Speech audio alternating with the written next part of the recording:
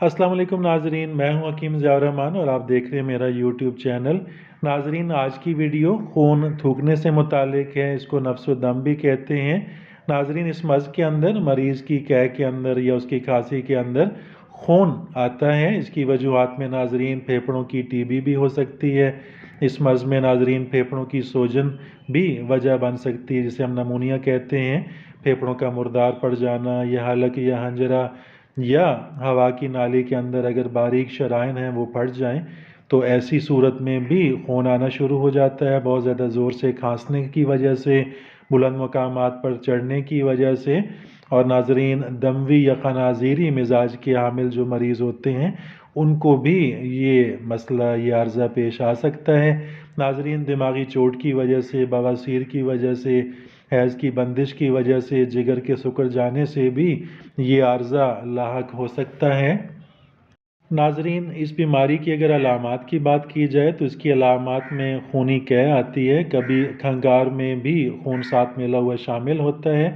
नाजरीन, इस बात में ये ख्याल करना पड़ता है इस मर्ज़ के अंदर कि अगर तो फेफड़े से खून आ रहा हो तो इसका रंग शोख, लाल, जागदार और इसमें बलगम मिला हुआ होता है, क्योंकि लाजिम बात है फेफड़ों से आ रहा है, खांसने की वजह से आता है, खांसी के साथ आता है, तो इसका रंग शोख हुआ करता है, जागदार होता है, बलगम मिला हुआ होता है।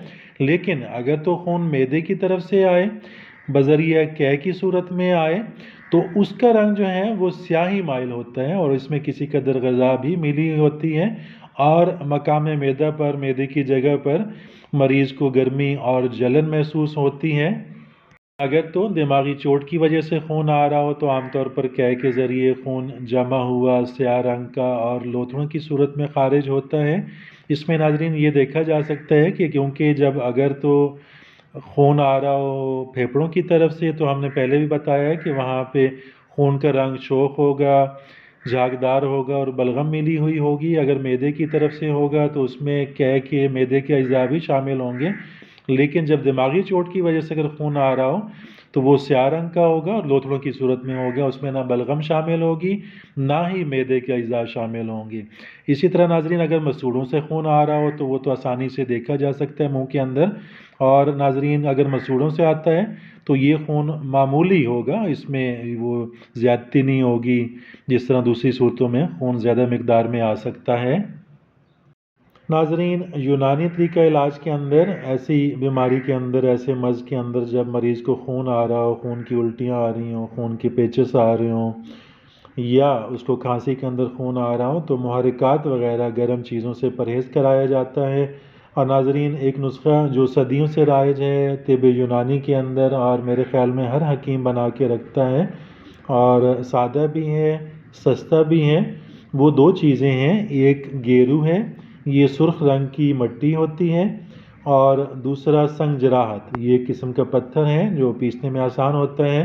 तो ये दो चीज़ें बराबर वज़न, हम वज़न लेके इनको पीस कर सफ़ूफ बना के अपने पास महफूज कर लें। गेरू अगर 50 ग्राम लें तो संगजराहत भी उसको 50 ग्राम लेके दोनों को अलग-अलग पीस कर उनको आपस में मिला के रख लें।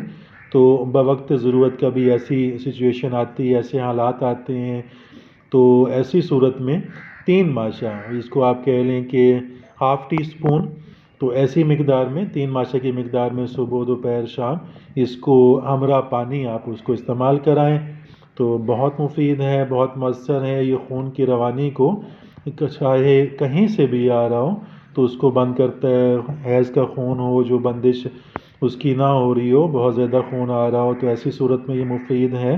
खूनी बवासीर के अंदर बवासीर का खून नहीं रुक रहा, वहाँ पे भी आप दे सकते हैं। मुंह से खून आ रहा है, इसी तरह खून की उल्टियाँ आ रही हों या खूनी पेचस आ रहे हों, तो इन तमाम अमराज के अंदर जहाँ से भी एबनॉर्मल खून आ रहा हो जो आपकी कमज़ोरी का बायस बन रहा हो, लाज़मी बात है, परेशानी की बात है, इमरजेंसी की सिचुएशन होती है, तो ऐसी सूरत में हाफ़ टी स्पून इस सफ़ूफ का आप सुबह, दोपहर, शाम हमरा पानी इस्तेमाल करा सकते हैं। बहुत मुफीद है, बहुत मौसर है और बहुत ही अच्छा रिज़ल्ट है इसका। नाजरीन, इस मर्ज़ के लिए करस कहरबा, जिसको हम गोली कहते हैं, वो भी तैयार की जाती है, बहुत मौसर है, लेकिन क्योंकि वो हर आदमी के बनाने की वो बात नहीं है, सुरहुकमा हज़रात ही बना सकते हैं। बहरहाल फिर भी मैं उसका नुस्खा शेयर कर देता हूँ।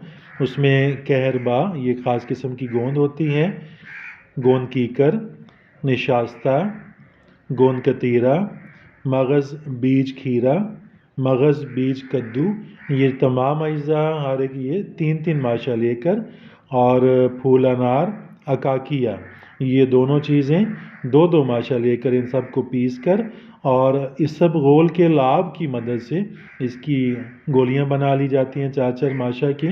تو 1 سے 2 گولی شربت انجبار یا شربت سندل کے ہمراہ اس کو استعمال کرایا جاتا ہے، پھیپھڑوں کے خون کے لیے، بواسیری خون کے لیے، کثرت حیض کی صورت میں، گردہ و مثانہ کے زخموں کے لیے، اور خونی پیشاب کے لیے بہت مفید اور مؤثر ہے۔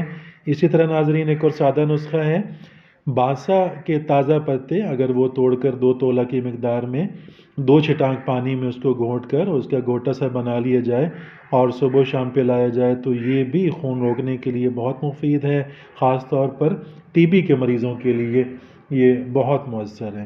ناظرین اس کے ساتھ ہی اجازت چاہتا ہوں، ملتے ہیں اگلی ویڈیو میں، تب تک کے لیے اللہ حافظ۔